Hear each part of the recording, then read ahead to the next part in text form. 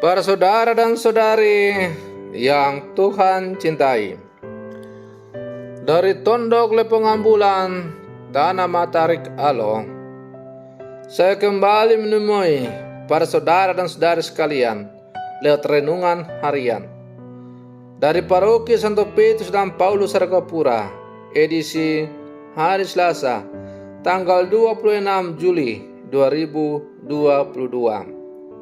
Hari ini gereja merayakan peringatan wajib Santo Yoakim dan Santa Ana, orang tua dari Santa Perawan Maria. Mengawali hari yang baru ini, kita hendak mendengar dan merenungkan sabda Tuhan. Marilah sebelum kita mendengar dan merenungkan sabda Tuhan, kita berdoa. Dalam nama Bapa dan Putra dan Roh Kudus. Amin. Allah Bapa, sumber kehidupan, Engkaulah Tuhan bagi para leluhur kami. Engkau telah memberikan rahmat kepada Santo Yoakim dan Santa Ana, sehingga dari mereka lahirlah bunda bagi putramu yang menjelma. Semoga dengan pertolongan doa-doa mereka, kami senantiasa berada di jalan keselamatan yang telah Engkau janjikan kepada umat-Mu. Bersabdalah ya Tuhan, kami siap untuk mendengarkan. Terpujilah Engkau Bapa, Putra dan Roh Kudus, kini dan sepanjang segala masa. Amin. Para saudara dan saudari yang Tuhan cintai, sabda Tuhan yang hendak kita dengar dan kita renungkan untuk mengawali hari yang baru ini pada peringatan wajib Santo Yoakim dan Santa Ana diambil dari Injil Matius pasal 13 ayat 16 sampai 17. Tuhan bersamamu. Inilah Injil suci menurut Matius. Sekali peristiwa, Yesus berkata kepada murid-muridnya, "Berbahagialah matamu karena telah melihat. Berbahagialah telingamu karena telah mendengar. Sebab aku berkata kepadamu, banyak nabi dan orang benar ingin melihat apa yang kamu lihat, tetapi tidak melihatnya, dan ingin mendengar apa yang kamu dengar, tetapi tidak mendengarnya." Demikianlah sabda Tuhan. Para saudara dan saudari yang Tuhan cintai, Yesus lahir dalam sebuah keluarga. Yusuf lahir dalam sebuah keluarga. Demikian pula Maria, ia lahir dalam sebuah keluarga. Santo Yoakim dan Santa Ana yang kita rayakan pada hari ini merupakan orang tua dari Santa Perawan Maria. Dari silsilah ini kita menemukan bahwa keluarga merupakan sendi penting terhadap kehidupan gereja. Bahkan gereja boleh dikatakan sebagai pondasi dari keluarga, adalah pondasi dari gereja itu. Kenapa demikian? Sebab dalam keluarga, tradisi iman dan religiositas diwariskan dari satu generasi ke generasi berikutnya. Apakah gereja Katolik di kemudian hari, sekian puluh tahun mendatang, bahkan sekian ratus tahun mendatang, masih akan eksis, akan ditentukan oleh keluarga Katolik? Karena di dalam keluarga Katolik itulah iman kekatolikan yang baik dan benar ditanamkan kepada anak-anak. yang akan mewarisi dan melanjutkan karya gereja itu.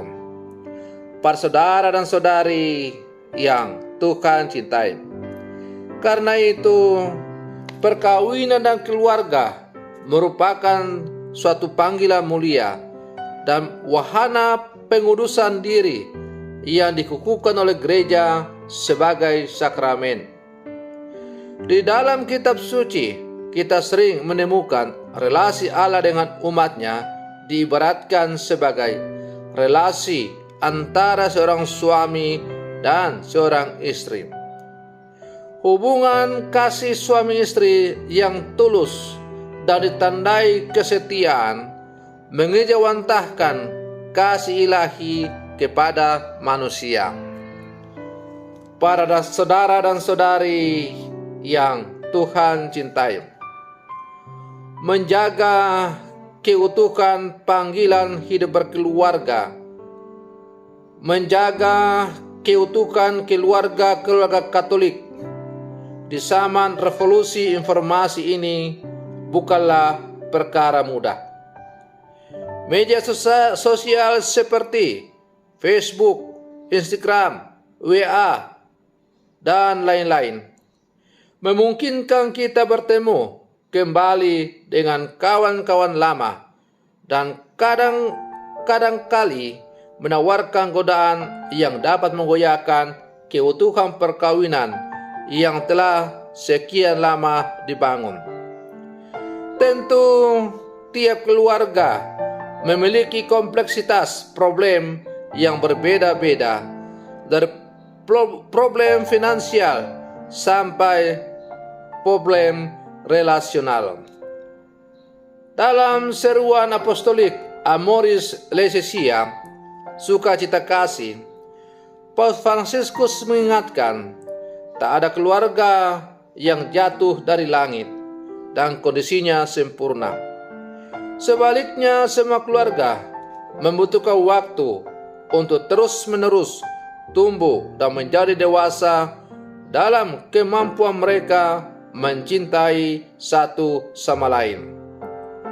Para saudara dan saudari yang Tuhan cintai, membangun keluarga yang utuh dan penuh kasih adalah sebuah pergulatan yang terus-menerus.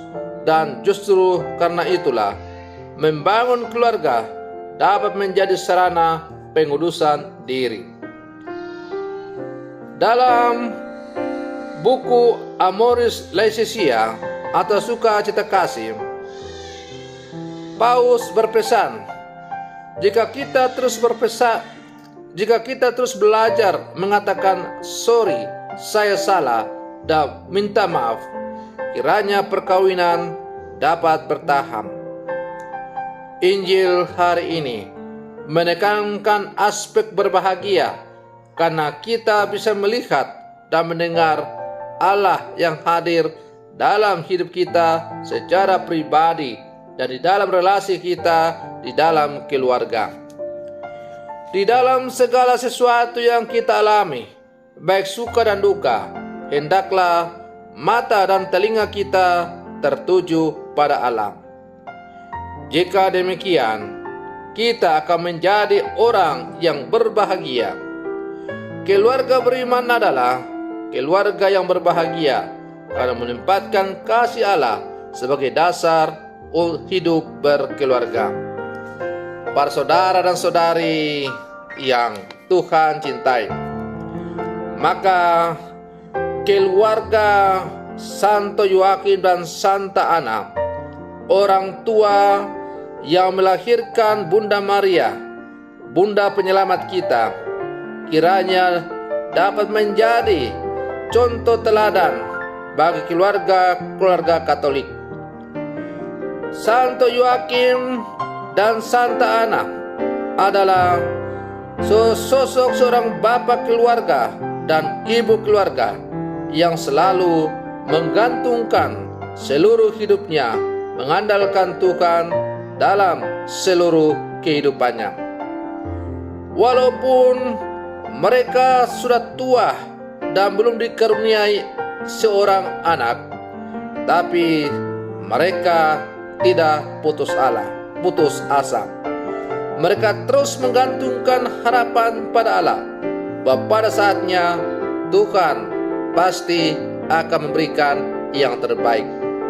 Dan pengharapan mereka itu tidaklah sia-sia.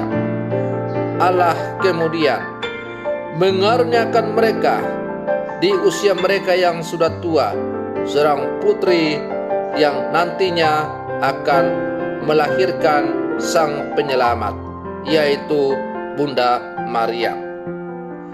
Bunda Maria pada akhirnya bisa menangkap pesan dari Tuhan untuk menjadi bunda penyelamat, karena ia bertumbuh dididik dalam keluarga yang saleh, yaitu Santo Yoakim dan Santa Ana.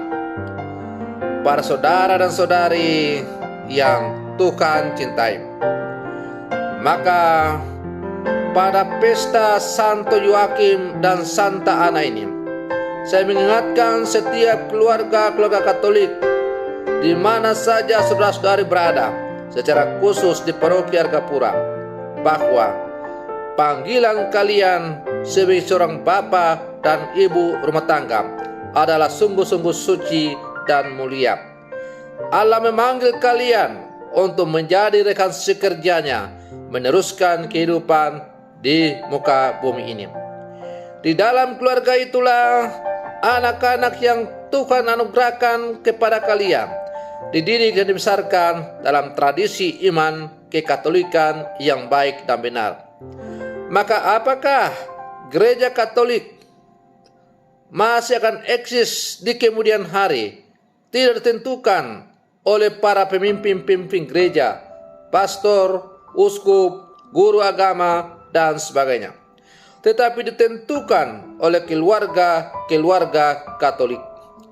Kalau di dalam keluarga Katolik selalu mendidik anak-anak dalam tradisi iman kekatolikan yang baik dan benar, maka yakin dan percayalah bahwa apa yang kalian tanamkan pasti akan dipetik hasilnya di kemudian hari. Kalau kalian menanam biji rica, maka pastilah kalian akan panen rica. Tidak mungkin kalian panen buah tomat. Oleh karena itu, para saudara dan saudari yang terkasih, keluarga Katolik, kalian adalah pohon pendukung berdiri kokohnya gereja. Maka hasilkanlah buah yang baik bagi masa depan gereja yang cerah. Karena semua pemimpin-pemimpin, termasuk pemimpin gereja, tidak lahir dari lubang batu atau jatuh dari langit, tapi lahir, dididik, dan dibesarkan di dalam keluarga Katolik. Jalankanlah tugas dan tanggung jawabmu sebagai keluarga Katolik. Semoga pada akhirnya kalian dan gereja memetik hasil yang berlimpah.